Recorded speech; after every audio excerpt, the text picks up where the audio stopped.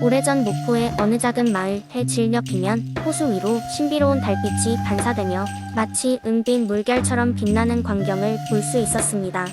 이 호수는 마을 사람들에게 달빛 호수라는 이름으로 불렸고 해마다 많은 이들이 호수의 아름다움을 감상하기 위해 모여들었습니다. 마을에는 사라라는 이름의 소녀가 살고 있었습니다. 사라는 언제나 호수의 신비로운 달빛을 바라보며 시간을 보내곤 했습니다. 어느 날 밤, 사라가 호수 가장자리에 앉아 물결을 바라보던 중 무언가 반짝이는 것이 물속에서 빛나는 것을 발견했습니다. 그녀는 호기심에 그 빛나는 물건을 꺼내보려고 하였지만 물체는 굉장히 깊은 곳에 있었고 쉽게 잡을 수 없었습니다. 다음 날 사라는 호수의 신비로운 이야기를 마을의 장로에게 물어보기 위해 찾아갔습니다. 장로는 그녀에게 이렇게 말했습니다.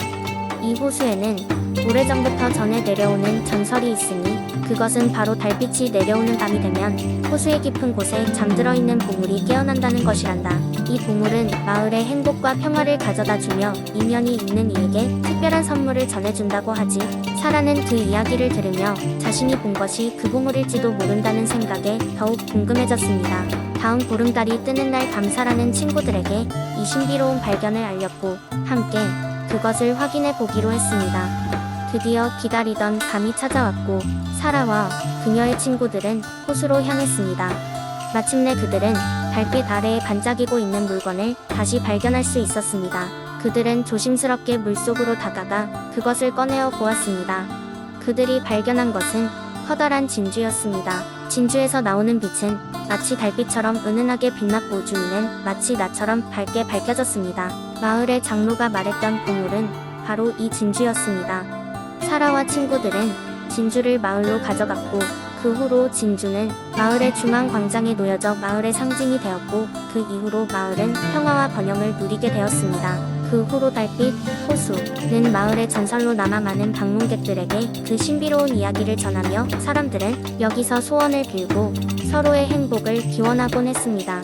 사라와 그녀의 친구들도 시간이 지나 마을의 많은 이들에게 이 신비한 이야기를 전하며 마을의 행복을 지켜주는 수호자로서 살아갔습니다. 두 번째 이야기. 옛날 옛적 전라남도 한평의 깊은 산속에는 신비로운 용이 살고 있었다. 이 용은 사람들에게 다정하며 마을에 비가 내리지 않을 때마다 신비한 힘으로 폭포를 만들어 물을 공급해 주곤 했다. 때문에 사람들은 용을 신성하게 여기고 숲 깊은 곳에 제단을 세워 용을 기리며 매년 봄마다 축제를 열었다. 마을의 어린아이들은 용을 만나기 위해 숲으로 들어가곤 했으나 그 누구도 용의 모습을 본 적은 없었다. 그러던 어느 해 다가오는 봄 축제를 일주일 앞두고 마을에 이상한 소문이 돌았다. 마을 북쪽을 흐르던 작은 개천이 갑자기 말라버렸고 탁 트인 밤하늘에 불길한 붉은 기운이 감돌았으며 숲 가까이에 사는 주민들은 밤마다 이상한 꿈을 꾸었다고 했다. 꿈속에서 그들은 용이 울고 있는 모습을 보았다고 전했다. 마을 사람들은 점점 불안해졌고 결국 마을의 장로들은 산으로 올라가 용에게 무슨 일이 일어난 건지 알아보기로 결심했다. 장로들은 용이 살고 있다고 전해지는 폭포에 다다랐다. 폭포는 의외로 볼 것 없이 잔잔했고 그곳에서 길고 하얀 수염을 가진 노인을 만났다. 노인은 자신이 폭포의 수호자라며 용이 큰 상처를 입어 지금은 깊은 잠에 빠져 있다고 설명했다. 그 상처는 사람들이 숲을 훼손하고 탐욕스럽게 자원을 착취한 데서 비롯된 것이었다. 노인은 장로들에게 용의 눈물을 찾아야 하지만 그것은 사람들의 진정한 회개 없이는 얻을 수 없는 것이라 말했다. 마을 사람들은 노인의 이야기를 듣고 깊이 회개하기 시작했다. 그들은 숲을 보호하는 캠페인을 벌이고 매일 밤마다 용의 쾌유를 기원하는 기도회를 열었다. 마을의 젊은이들은 나서서 숲을 청소하고 상처받은 나무들을 치료했다.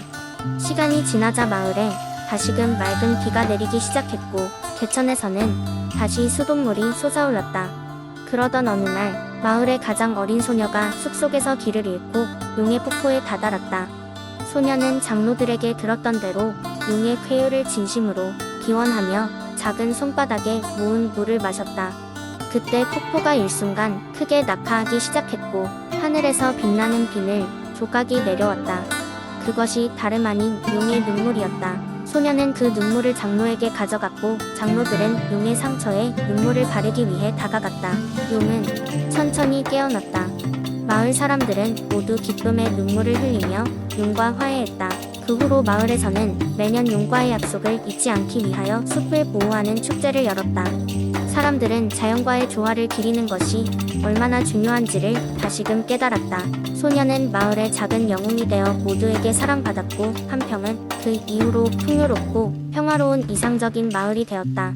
이로부터 한평 지역에서는 항상 비가 꼭 필요할 때 내리곤 하여 이 전설이 실제로 사람들에게 신성한 이야기가 되었다. 세 번째 이야기. 옛날 옛적 한국의 남쪽에 위치한 진도라는 아름다운 섬에는 바다와 자연이 어우러진 풍부한 전설과 신화가 깃든 땅이었다. 그 중에서도 가장 유명한 이야기는 해랑이와 한이의 이야기이다. 진도의 푸른 바다는 때로는 잔잔하게, 때로는 거칠게 섬을 품고 있었다. 어느 날 사람들은 바다가 늘 잔잔하길 바라는 마음으로 매년 첫 봄이 시작될 무렵 바다에 제사를 지내기 시작했다. 이 제사는 해신에게 바쳐지는 것이었는데 해신은 바다의 평온을 약속했다. 하지만 바다는 왜인지 모르지만 종종 경랑으로 비명을 질렀고 사람들은 그런 바다를 두려워했다. 진도의 깊은 숲 속 바닷가 절벽 아래는 아주 특별한 존재, 즉 해랑이가 살고 있었다. 해랑이는 반은 인간, 반은 바다 생물로 태어나 바다를 다스리고 있는 신령스러운 존재였다. 해랑이는 바다 깊숙한 곳에서 살면서 바다의 평화를 지키고 있었다. 어느 날 해랑이는 이상한 소리를 듣고 깨어났다. 그것은 바다의 노랫소리였다. 그 노래는 해랑에게도 익숙한 멜로디였으나 이전에는 들어본 적이 없는 아름다움이 있었다. 해랑이는 호기심에 그 소리를 따라가 보니 절벽 위에 한 소녀가 앉아 노래를 부르고 있었다. 그녀의 이름은 한이였다.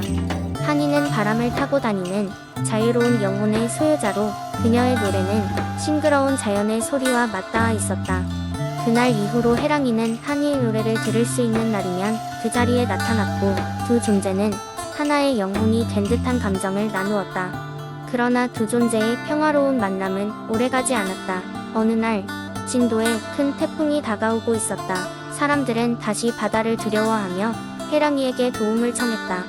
해랑이는 깊은 바다로 들어가 바다의 신에게 지혜를 구했다. 바다의 신은 이렇게 말했다. 해랑아, 내가 한이와 함께 그 멜로디를 이끌어 너무나도 아름다운 음료를 내놓았지만 이번 폭풍은 자연의 순환, 그 흐름 그 자체란다. 그래서 너와 한이의 힘을 합쳐 새로운 노래를 불러 폭풍을 진정시킬 수 있도록 도와야 해. 해랑이는 한이에게 돌아가 이 말을 전했다. 한이도 진심으로 그렇게 하기를 희망했다. 두 존재는 절벽 위에 앉아서 바람과 바다의 노래를 함께 불렀다. 그들의 음률은 바닷속 깊이 파도까지 침투했으며 그 음파는 천천히 태풍을 진정시켰다. 마침내 태풍은 힘을 잃고 사라졌고 바다는 다시 잔잔해졌다.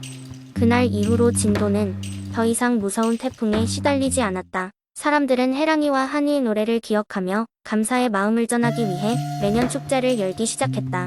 그들의 전설은 지금도 사람들 사이에서 전해져 내려오며 진도의 아름다운 자연과 평화로움은 여전히 해랑이와 한이가 그곳에 존재하고 있다는 사실을 믿게 한다. 이렇게 진도에는 바다의 평화로운 날들이 계속되었고 해랑이와 한이의 애틋한 이야기는 오래도록 사람들의 마음속에 남아 전해졌다.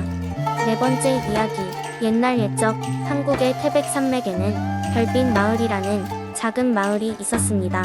이 마을은 태백산의 품에 안겨 있었으며 밤이 되면 가장 맑고 아름다운 별빛이 쏟아지곤 했습니다. 사람들은 별빛 아래에서 꿈을 꾸고 그 빛에 의해 행운을 얻는다고 믿었습니다. 별빛 마을에는 여우 동굴이라는 신비로운 장소가 있었습니다. 여우 동굴은 사방이 울창한 숲으로 둘러싸여 있고 동굴 입구는 선명하게 빛나는 별 모양을 하고 있었습니다. 밤이 되면 그 동굴에서 푸른 빛이 뿜어져 나와 마을 사람들을 마치 하늘의 바닷속으로 이끄는 듯 했습니다. 마을에는 수연이라는 어린 소녀가 살고 있었습니다. 그녀는 항상 별빛 마을에서 자라는 꿈과 별빛 아래서 희망을 노래하며 하루를 시작했습니다. 수연은 유독 호기심이 많았고 매일 밤이 되면 여우 동굴 앞에서 별을 관찰하곤 했습니다. 그녀는 별들을 잘 알고 있었고 그날 밤에는 어떤 별이 더욱 빛나는지 어떤 이야기를 전해주는지 듣곤 했습니다. 어느 날 밤 수연은 여느 때와 같이 여우 동굴 앞에서 별들을 바라보고 있었습니다. 그런데 아주 특별한 별 하나가 하늘에서 떨어지는 것을 목격하게 됩니다. 그 별은 마치 유성처럼 길고 아름다운 빛을 남기며 하늘을 가로질렀습니다. 수현은 그 별이 떨어진 곳을 찾아가 보고 싶다는 강렬한 충동에 휩싸였습니다. 수현은 동굴 안으로 들어가기로 결심합니다. 동굴에 들어선 순간 그녀는 눈부신 푸른 빛의 세계에 발을 들이게 됩니다. 그곳에는 작은 여우가 있었고 수현을 반겨주는 듯 보였습니다. 작은 여우는 이름도 없이 빛나는 눈망울로 수현을 바라보며 소녀가 무슨 부탁을 할지 기다렸습니다. 수현은 여우에게 떨어진 별의 장소를 알고 싶다고 말했습니다. 그러자 여우는 수현의 손을 잡고 별빛 길을 따라 안내합니다. 동굴을 지나 넓은 숲을 지나 그들이 도달한 곳은 평소 수현이 보지 못했던 커다란 바위가 있는 아름다운 들판이었습니다. 그곳은 특별한 빛의 기운으로 가득 차 있었으며 수현은 그 바위가 마치 별이 땅에 내린 자리처럼 느껴졌습니다. 수현은 자신의 소원을 속삭이며 바위에 손을 얹었습니다. 그러자 바위는 따스하게 빛났고 그녀의 마음 또한 포근해졌습니다. 그것은 마치 별이 수현에게 와서 그녀의 꿈을 이루어줄 것을 약속하는 것 같았습니다. 그날 이후로 수현은 별빛 마을에서 아름답고 신비로운 별빛 이야기를 전하게 되었습니다. 그녀는 태백의 바람과 별을 노래하며 사람들에게 꿈을 주었습니다. 수현의 이야기는 옥구슬처럼 맑고 아름다워 별빛 마을을 통해 무수히 전해졌습니다. 이리하여 태백의 여우, 동굴과 수현의 별빛 이야기는 많은 이들에게 꿈과 희망을 선물하며 전설로 전해져 내려오게 되었습니다.